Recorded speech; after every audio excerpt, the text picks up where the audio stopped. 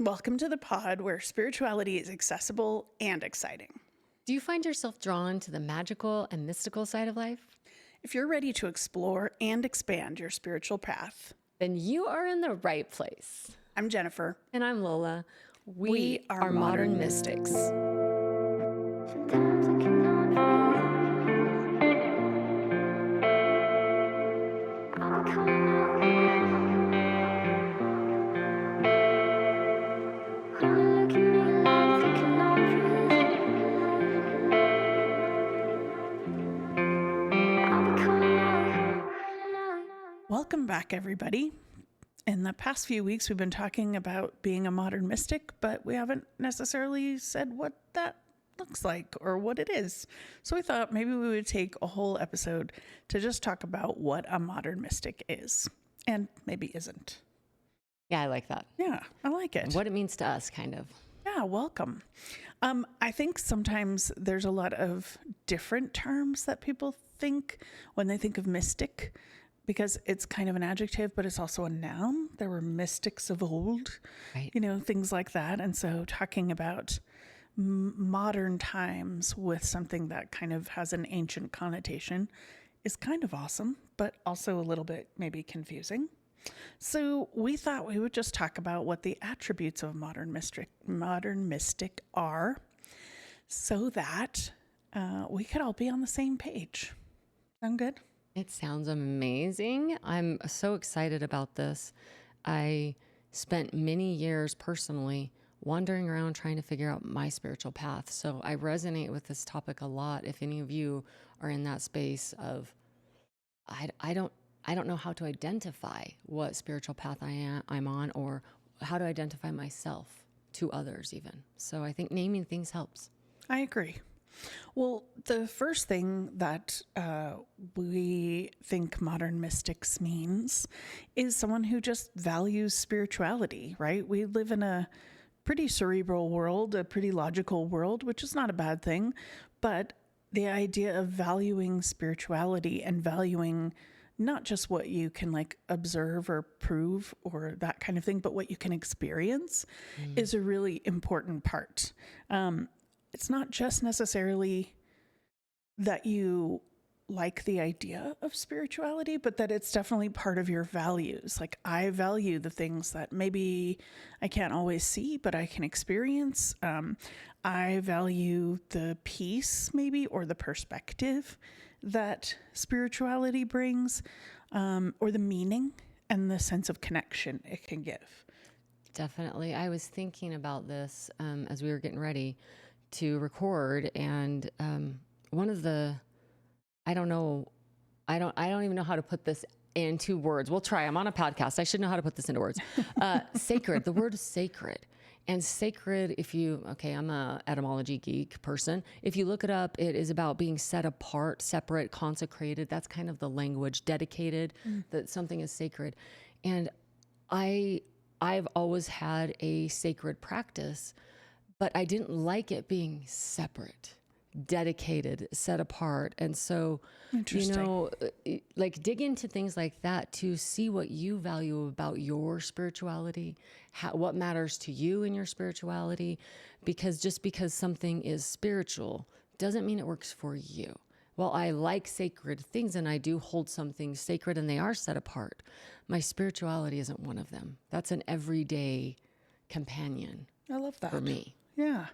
And I think there's a lot to be said for when you value spirituality, whether, in whatever form, you're going to make some time for it, right? You're not going to necessarily, it'll be like on your priority list, just like everything else that's important to you, like people or work or pursuits, whatever makes you happy. But I think sometimes when you value something, you give it time or you carve out time for it. Yeah. And it doesn't really matter if it's a lot of time or a little time. It's just that it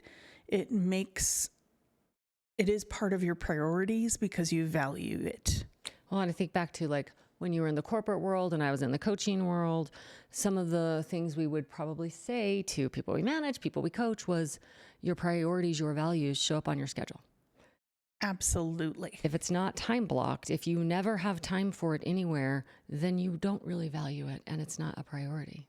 That's a really good point. I think sometimes we get so caught up in what we think we have to do that we don't even look at how much time we're spending on certain things or people or pursuits. And Or so, procrastinating. yes, or what we're procrastinating could tell us a lot too. Yeah, I think I love the idea of like looking at how much time you're spending on certain things, and it doesn't have to just be spirituality. It could be anything. Like for a long time I didn't spend any time on rest, and I obviously didn't really value it, and now I do. So it's one of those things that can evolve, and so can your spirituality. But the idea is that you think it has value in your life. It is a part of your value system, and that is definitely what being a modern mystic is. For sure. And I think being a modern mystic also, we think is a spiritual seeker, someone that is searching for meaning and they're open to new experiences. I believe, I'll speak for me, you can comment on your own. I believe that everything is interconnected, that there is truth all over the place, capital T truth, not Lola truth.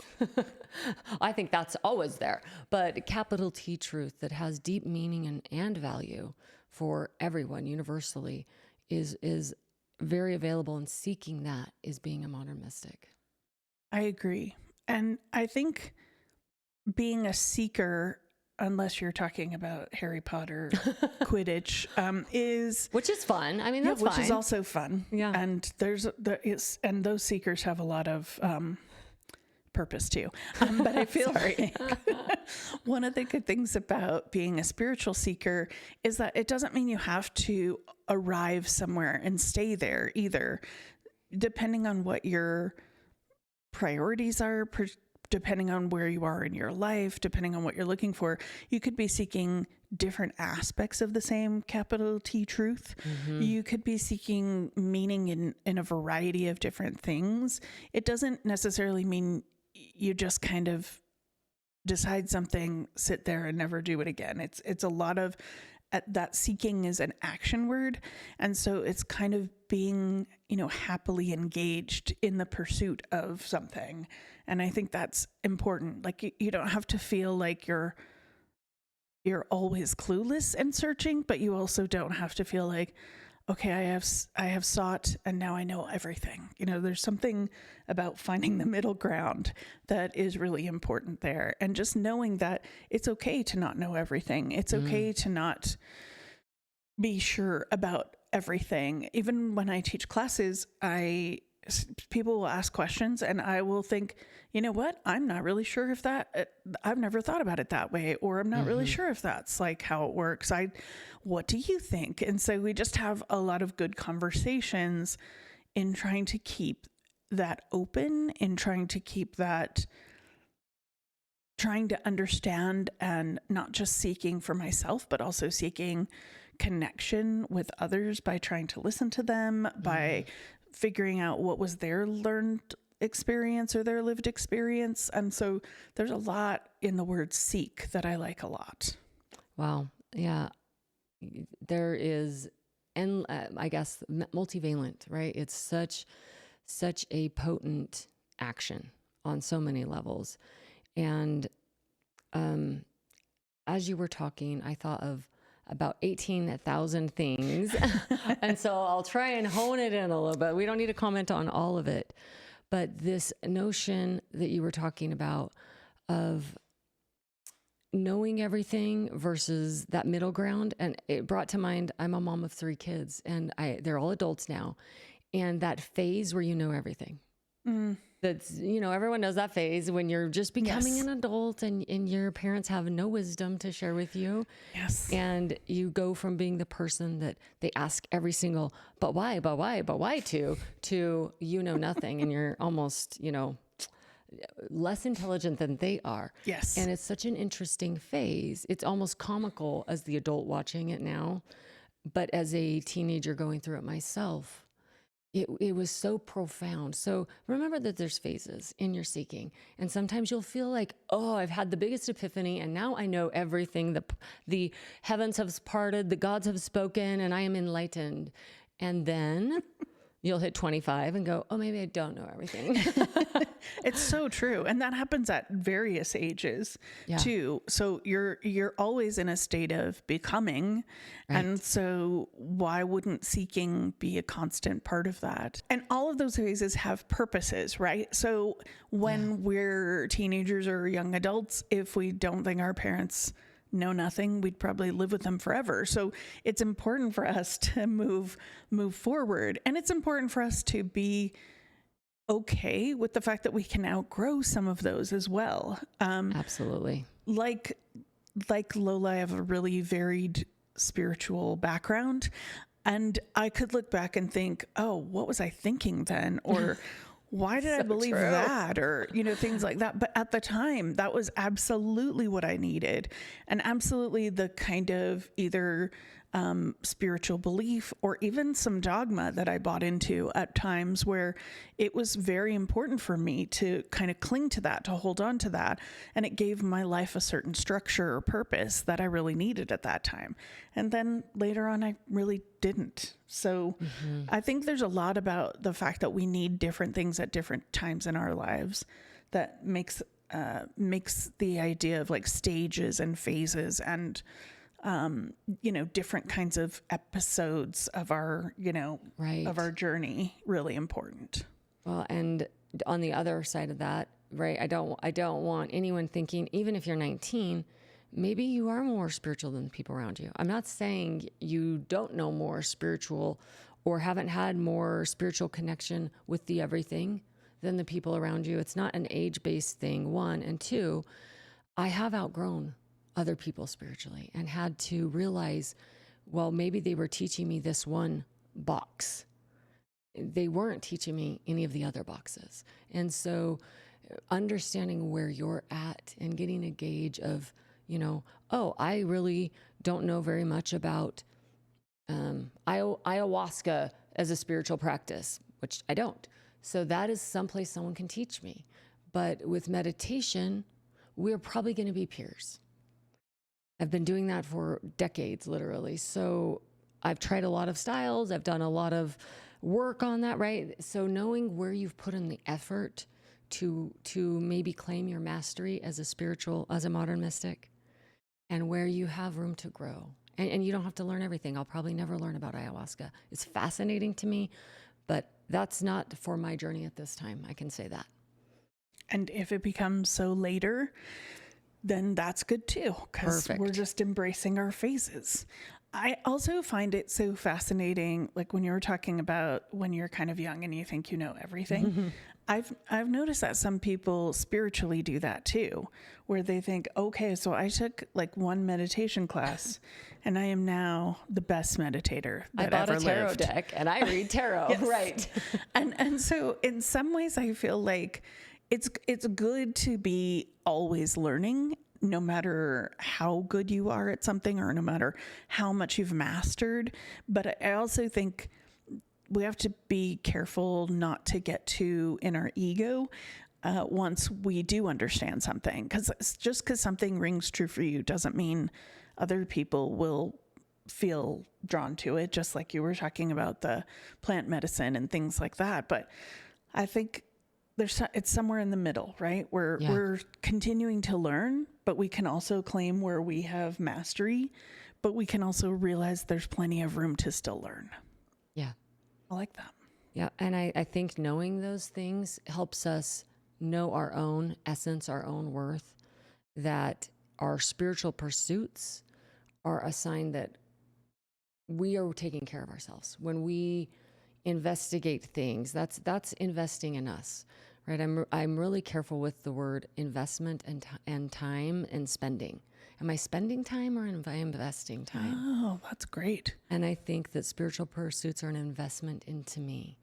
And, TikTok, while it's valuable and I reach people spiritually even through TikTok, most of the time it's spending time, not investing time. So that clarification, that qualifier maybe about your worth, you're worth investing in, and spirituality is something that you can measure your investment into. Does that make Absolutely. Okay. Because I do think modern mystics see, their own worth, or think they're worth it, Yes. however you want to look at it, because taking time for spirituality, investing, is really a great way to kind of take care of yourself, just in a different way. Like, we may bathe to take care of ourselves physically, or we may have some reflective time to take care of ourselves emotionally. But if we're making time for spirituality, that is in essence taking care of us, even if it's taking care of your spirit, or just helping yourself be in more balance. And I know you don't particularly love the saying that we're a human having a spiritual experience. And I actually agree with you. Oh. I prefer that our body is in our soul. We are ensouled. The body is ensouled because we have an auric and energetic field that the body sits within. And is that not soul? Is that not something of a finer matter than physical reality matter? Yeah. It's not visible. We can't track it with the five senses of this body. So I think that when we care for our spiritual body, we uptick the care for our physical body. It's, spirituality, like all things that are good, snowball in a positive way. I love that. And I think that's valuable, that we're investing in and maintaining our spiritual essence. I agree. And I think it's funny. Sometimes people feel like their spirituality is something separate from them. But, we've already talked about how intuition comes through your senses. So your body is your very first divination tool. Your body is your very first, vehicle through which you can experience spirituality. And it's probably the most important one, because if we didn't have it, we wouldn't be able to learn these things. But Wouldn't yeah. be here, maybe, Yeah, right? yeah, we wouldn't even Existing be elsewhere, here. maybe. Yeah, I don't know. Exactly. But I think it's important for everyone to feel like taking care of your spirit and your body is kind of intertwined, Very just much like so. taking care of your mental health and your body are intertwined, all of those things. And I think that ancient mystics definitely taught this, and they lived it. Like Buddha, seeking enlightenment, did a lot of horrible things to his body. He starved himself, ate a grain of rice a day. It makes me cry what he went through, and other wisdom seekers of his time. That was the path to refining the body so the spirit could come to you. That was what they believed. And he said later, that wasn't necessary for enlightenment. Suffering is not necessary for enlightenment. Detachment. That was his perspective of that. And so when we're seeking spirituality, often it's even, I guess, more difficult to hear if our physical body is not cared for. Am I tired? Am I hallucinating because I haven't slept for 4 days? Or am I having a vision? Those are not the same thing. Exactly. So if you aren't caring for your body, maybe that is first. Yes. To get the spiritual, so that there's clarity of what that is. So we're not Confusing the signals. Thank you. Yeah, absolutely. That's a really good point. I think also one of the good things about, doing that, or understanding how intertwined everything is, if we can understand how intertwined our spirit and our bodies are, then we can also understand how connected we are to other things or beings or plants or animals or that kind of thing. So there's kind of a really sort of meta message or lesson in, Definitely. understanding our personal connection to be able to talk more, or to be able to understand more about the bigger connections that are out there. I don't know why children keep coming to my mind today, but human development. A baby must learn. They're unaware that I am not mom. Mom is not me. That's a True. stage of development. It really is. If you don't know you, then how do you know where your spirituality starts and someone else's is, or stops and someone else's starts, or even what it is, if you have no core identity? So your body needs to be taken care of, and your mental health, in order to be a Yes. modern mystic. We must have those boundaries in place. That's part of being a modern mystic, is having a healthy boundary, which leads perfectly into our next little Oh, yeah. segue here. I know. We like boundaries. They're great. Yeah, the other aspect about being a modern mystic is really just trusting your own authority, and having boundaries is a good start to that. But you just kind of, instead of giving your sovereignty or your power from, I don't know, society or parents or other people at all, or even like gurus. Thank you. So glad you said that. Societies, yeah. Yes. Or just different kinds of religions or spiritual busybodies, those people that think they know how you're supposed to be living. But just being able to reclaim your power separate from all of that and just really trust yourself is definitely a strong aspect of being a modern mystic. Well, and I know both of us have stories of us trusting ourselves. And I would love to hear an idea from you of that. But the one I want to share is, and maybe people wouldn't even see this as spiritual, but because I do value my body, and I had to work really hard to value my body in a society that doesn't, in a society that says I don't even have bodily autonomy. To value this body was a spiritual practice for me. And part of that was the food I ate. And I vacillate, and I have my entire life. I grew up in a home that was omnivores, but I wasn't. I was really vegan. I didn't really enjoy meat. I didn't enjoy meat products or animal products. And it wasn't a spiritual stance. It was my body doesn't really like that. And I've had a lot of surgeries, and all of those vegetables that I've loved my whole life, my body can no longer digest. I can't eat lettuce. My body won't digest it. And I've had to turn to animal products, and going through that process of, maybe feeling holy that I'm vegan. Right? Just a little bit. Yeah. Just a little bit. Look how kind and good I am. Yes. But So I benevolent. can hear the plants talk. And I grew up in a home that we had 1 acre was a garden. Okay, I just hit my mic, sorry. I grew up in a home where we had an entire acre. The whole acre was planted as a garden. That's really big for a garden. And I love growing plants. And I remember as a kid, I could hear when we would cut or pull seeds or fruit or plants, I could hear them, the pain. Oh, wow. And now science is proving, yes, we can hear them scream. So eventually I came to this sacred spot of, I kill things to live. That's a capital T truth. And you're okay with it. Or I die. Yes. So accepting reality, right? We're talking about mental health, physical health, brings spiritual health, and brings you to a place of being a modern mystic, owning who you are and what you do on your spiritual path is how you can trust yourself. You can earn trust. Trust is earned. Yes. And we often betray ourselves as children, as part of a society that we're taught to betray ourselves.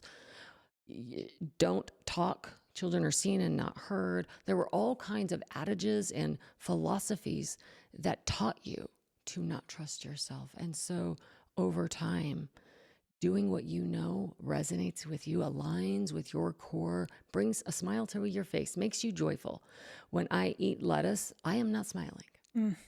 There's no more joy in my life. It doesn't align with me currently. So, getting to a place where you have earned that trust back. I love that. If you've betrayed yourself, which I have yet to meet an adult that didn't betray themselves somewhere along the way as a child. Well, I think you kind of have to sometimes just to get along or to survive or get approval or all of the above. Yeah. I went through a period in my life where I realized I was doing a lot of things just because they were expected of me. And so I took on this challenge of like, I was going to spend a certain amount of time just trying things to see if I actually didn't like it or that was just like something that was told to me at some point. So I literally did this. things like what was it? My whole life I thought I didn't like carrots. So I tried carrots again. Sorry about that. Mm-hmm. And I actually discovered that I do like carrots, and little things like that. I tried a belly dancing class, and I decided I did not like that. It's really fun, but it's very hard. And I could talk to you about it for like 10 minutes. And people that can do it, I'm like amazed by. There are so many muscles. Anyway, it doesn't matter. It's but isn't that even a spiritual Yes. practice? Yes, movement. Yeah. Yes. I went to different classes to try things, all kinds of things, because I was trying to figure out what actually worked for me and what didn't, and what actually resonated and what didn't. And it was fascinating because I ended up completely reclaiming some of the things that I had thought about myself. Wow. And then other things I was like, I don't even know where that came from. Why did I think that? Or why have I been believing that or not doing that or doing that this long? So it's kind of fun to try to cut away some of the things that you feel like you have to do and try things that you might like or want to do to see if they work. And now I just have a policy of if it doesn't resonate with me, then I probably won't do it. And that's not a commentary on whatever's happening. Sometimes people invite me to classes or to other things and I'm just not feeling it. So I go, no, I don't think so. Because I know the difference now when something is me versus not me. Yes. I absolutely know the difference. There's like a light up that happens in me when I'm excited about something. And then there's, kind of just, I don't know, like a weird vagueness, if not. And so I think if you can learn that, you can really take charge of your autonomy or learn to trust your judgment. And sometimes there's logic behind it and sometimes there isn't, but that's okay. Just whatever. And you don't have to be perfect at trusting your judgment. There are still times where I think I'm going to be okay, or I think I'm going to do something. And then I get there and I'm like, yeah, this wasn't a good idea, or, that kind of thing. So it's okay to not be perfect at it, but being in the process of trusting your judgment is just as important as trusting your judgment completely. It's all the same. And really, sometimes it takes me sifting through, why do I believe that? Like we'll have another episode on shadow work coming up and we talk a lot more in depthly about it. But a lot of times when you kind of hit the margin of something or you hit some resistance and you're like, why am I resistant right now? And just even asking yourself those questions helps you be able to trust your judgment more. And modern mystics definitely are claiming their own spiritual power, right? It doesn't have to be about what everybody else does or did or any of that. It just gets to be what works for you. I love that. Thank you for sharing that. What I love about it is a perfect example of becoming a modern mystic. Hey, why am I listening to other people in my head or my opinions about things? What do I think? What do I feel? And for me, and I know we've talked, so I'm going to say even for you, Jennafer, I'm going to do it this time. Okay. I'm going to embolden myself here, a little bit crazy. I know that for us, this is a big part of being modern mystics, is going through and putting in the effort and the work, and that everything has the potential to have spiritual meaning and layering, multivalency. We're back to that word again. Just there's endless layers. Food doesn't have to be spiritual, and it can be spiritual. Mm-hmm. Writing for me is a spiritual practice. Fountain pens are a totem on my altars because I love them. I love the artistry. It is me. Mm-hmm. And that's not a spiritual practice, I would say, for 99.9% of the population. I may have a few weirdos out there. Hello, my friends. But if not, that's okay. That's just for me. Yes. And I love what your story perfectly displays that. Thank you. Yeah. I also feel like just throughout history, we've lived in much smaller communities. We have needed to be sort of homogenous in our beliefs. Yeah. That's part of how we belonged to those communities. That's how we were not rejected from those communities. Correct. And there's so many different ways to find your own community now, even just online or, throughout the world, because you can connect so easily through all kinds of technology.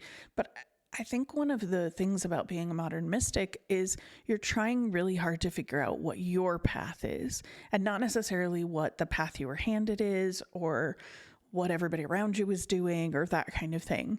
And I also think that trusting your judgment is really handy when it diverges from spiritual traditions or religious tenets that you have been raised with or bought into or believed before.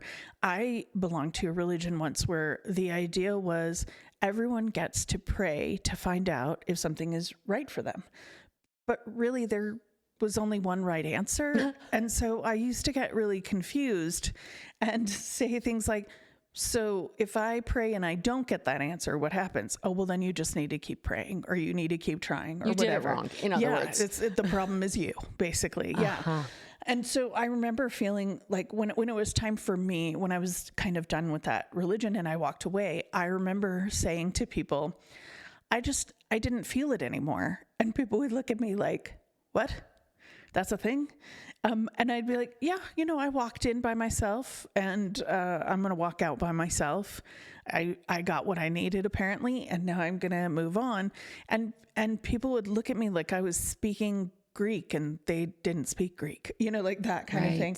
Because I think sometimes understanding like how your beliefs might diverge, it might make people kind of, look at you like you have two heads, or kind of pity you, or make it seem like, oh, you poor thing, like that kind of thing. There's a lot of reactions that can come when you diverge, but there's such a freedom to really living the things that actually resonate with you instead of the things that are supposed to resonate with you, that I find it very freeing to trust my own judgment and to be kind of making my way in the world. On my own terms spiritually. And what's really can be intense about that process, right? Like earlier I was saying you grow past someone spiritually. That's what you did. You grew past that religion spiritually. So you had to move on or you would be stagnant. Yes. And that's not a modern mystic. No. So part of what I hope we're creating here with our modern mystics and the folk that we gather is that there will be a community, because leaving your spiritual group can feel very isolating and lonely, and it causes people to stop their growth. Yes. Just so they can keep a community. Yes. So that's part of what we're hoping to create here, is that you will have a home that you can be a part of and have a community where spiritual exploration is safe and valued. Absolutely.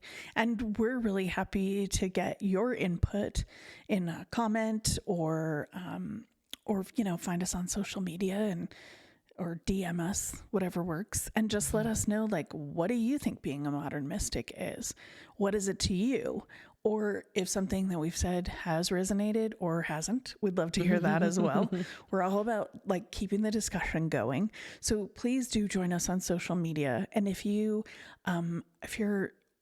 watching us on YouTube or listening to us, please like and or subscribe or follow. And we'd love it if you'd leave us a review. So much. Yeah, we just love to know. We're just getting started with this. So we'd love to know what's working for you, what isn't. We just want to make sure that, what we're putting out there is what you're needing, and we don't know what you need unless you let us know. So yeah, like and subscribe and all of those things, and leave us a little review.